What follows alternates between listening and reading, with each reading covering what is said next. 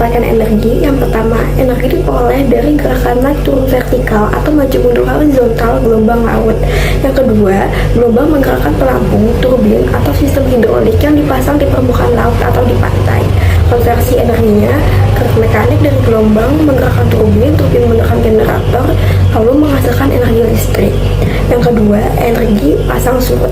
Yang pertama, energi didapat dari naik turunnya permukaan air laut akibat gravitasi bulan dan matahari. Yang kedua, dibangun bendungan atau turbin bawah laut di muara yang memiliki selisih pasang surut besar. Konversi energinya, aliran air saat pasang dan surut memutar turbin, generator, lalu energi listrik. Yang ketiga, energi arus laut. Cara mendapatkan energi, yang pertama, energi berasal dari arus laut yang stabil seperti arus Kuroshio atau arus Indonesia. Yang kedua, turbin bawah laut ditempatkan di lokasi arus kuat dan konstan.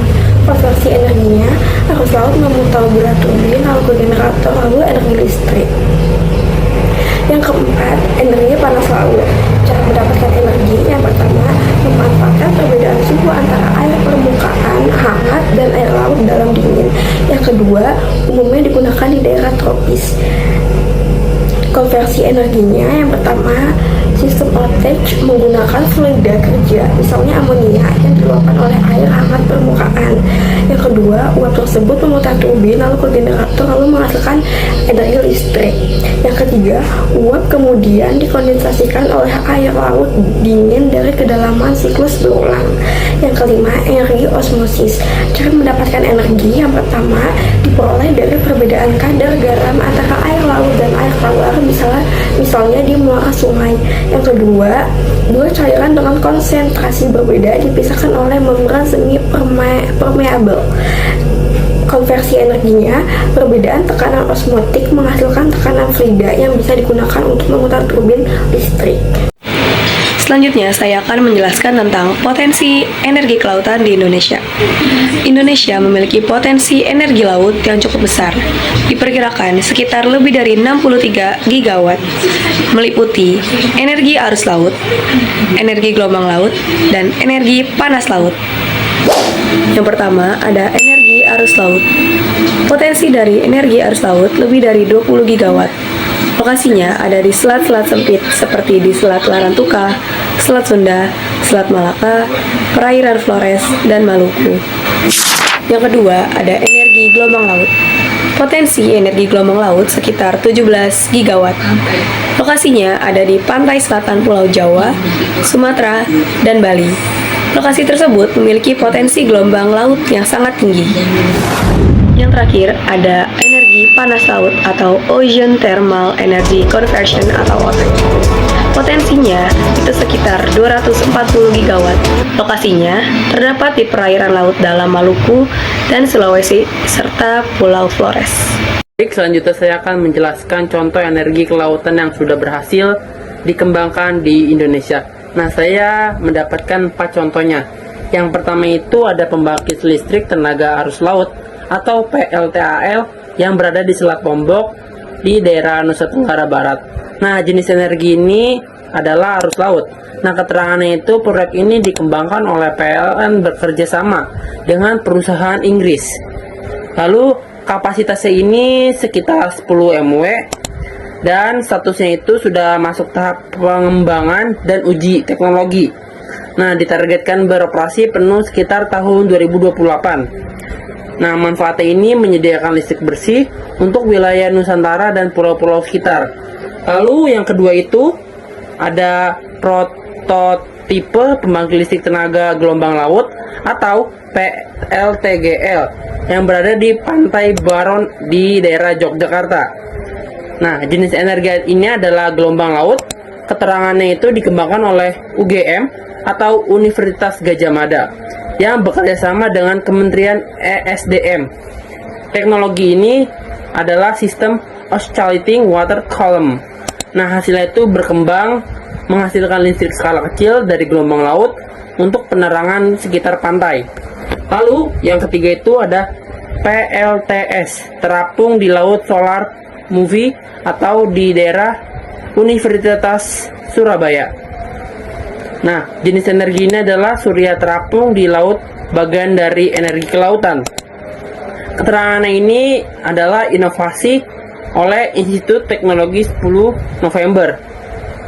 Nah, kapasitas ini sebesar 600 watt. Fungsinya itu adalah sebagai panel surya apung yang menahan ombak dan angin laut. Digunakan sebagai sumber listrik rumah di lingkungan laut. Lalu yang terakhir itu ada riset energi panas laut atau OTECH di perairan Bali di daerah Sulawesi. Nah, jenis energi ini, perbedaannya ini suhu air laut, dan keterangannya itu beberapa universitas di lembaga riset seperti BPPT sebagai BERIN telah melalui uji coba teknologi. Lalu tujuan ini mengubah perbedaan suhu antara permukaan dasar dan laut menjadi energi listrik. Hasilnya ini sudah tahap riset dan uji awal dengan potensi besar di perairan Indonesia bagian timur. Selain di Indonesia, ada juga di dunia, yaitu di Danau Sihwa, Korea Selatan. Pembangkitan listrik tenaga pasang surut ini merupakan terbesar di dunia dengan kapasitas 254 MW dengan memanfaatkan tanggul sepanjang 12,5 km untuk mengendalikan banjir dan menghasilkan listrik dengan mengendalikan air melalui 10 turbin, dan juga menghasilkan airan bersih dan ekosistem yang baik yang dulunya tercemar. Meningkatkan sirkulasi air yang secara signifikan meningkatkan kualitas air di danau, lalu menjadikan tempat rekreasi dan edukasi yang menarik sekitar 1,5 juta pengunjung setiap tahunnya. Lalu yang kedua, ada Kepulauan Shetland di Skotlandia, Inggris. Terletak di antara Laut Norwegia dan Samudra Atlantik Utara di paling utara Skotlandia. Memiliki kapasitas kurang lebih 100 kW. Energi yang digunakan yang pertama energi arus pasang surut atau tidal stream energy, menggunakan turbin bawah laut mirip turbin angin tetapi diputar oleh arus air. Yang kedua, energi gelombang atau wave energy, memanfaatkan gerakan turun naik gelombang. Lalu ada manfaatnya menghasilkan energi terbarukan yang stabil dan dapat diprediksi. Yang kedua, mengurangi ketergantungan pada bahan bakar fosil. Yang ketiga, memberikan lapangan kerja lokal dan inovasi teknologi turbin. Yang keempat, menjadi contoh dunia untuk membangkitkan arus listrik berskala kecil yang sukses. Lalu ada energi gelombang laut di Swedia. Ada dua proyek utama. Yang pertama, Lysekil Wave Energy Research Site, terletak di kota Lysekil, pantai barat Swedia, menghadap Laut Skagerrak, bagian dari Laut Utara. Berkapasitas setiap unit menghasilkan sekitar 10-15 kW. Lokasi memiliki beberapa puluh unit prototipe yang diuji dengan berbagai desain. Yang kedua, ada Sotenas Wave Energy Plant. Lokasinya di pantai barat Swedia dekat Sotenas. Jumlah unit awal sekitar 36 buoy units. Kapasitas total kurang lebih 1 MW, salah satu yang terbesar di Eropa saat itu.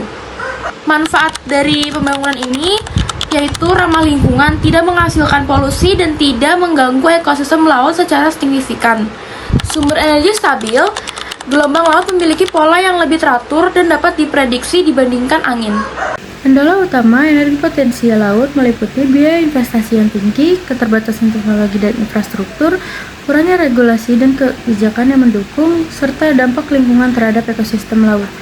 Selain itu, sumber daya manusia atau SDM yang ahli di bidangnya juga masih kurang, ditambah lagi dengan kesiapan dan dukungan masyarakat yang belum memadai.